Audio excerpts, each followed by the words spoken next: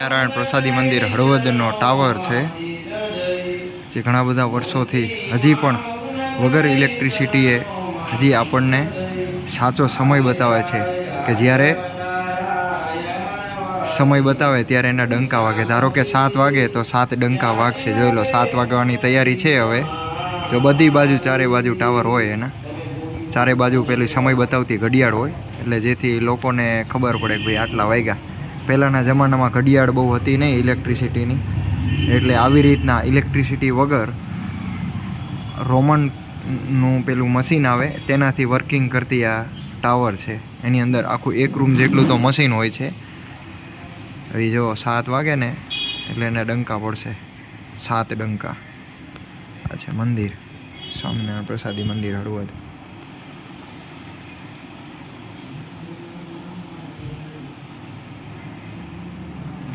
હે વાલા વાલા ઠાકોરજી સદગુરુ મહાનુભાવાનંદ સ્વામીએ બંધાવેલું એવું મંદિર, તેમજ આદિ આચાર્ય અયોધ્યા પ્રસાદજી મહારાજે જેની મૂર્તિ પ્રતિષ્ઠા કરી હોય એવું 180 વર્ષ પુરાતન્ય શ્રી સ્વામિનારાયણ પ્રસાદી મંદિર હળવદ. આ એ મંદિરનો ટાવર છે. આ ટાવર છે લગભગ 100 વર્ષ કરતાં પણ વધારે જૂનો છે. 100 વર્ષ પહેલાં બંધાવેલો આ ટાવર છે, જેના હવે ટાઈમ સમય બતાવશે આપણને.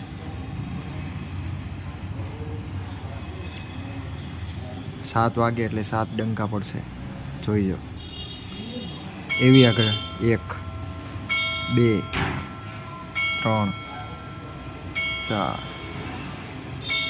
5 6 7.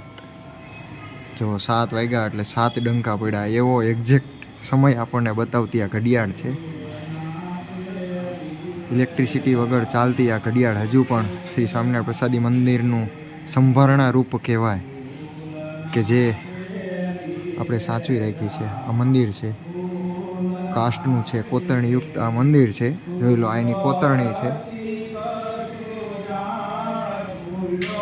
આ બધા કાષ્ટનું છે, આખું લાકડાનું મંદિર છે. હરિભક્તો ભાવથી મોર પણ આવે છે. જોઈ લો મોરનો અવાજ આવે છે આપણે મંદિરમાં. દરરોજ મોર આવતો હોય છે.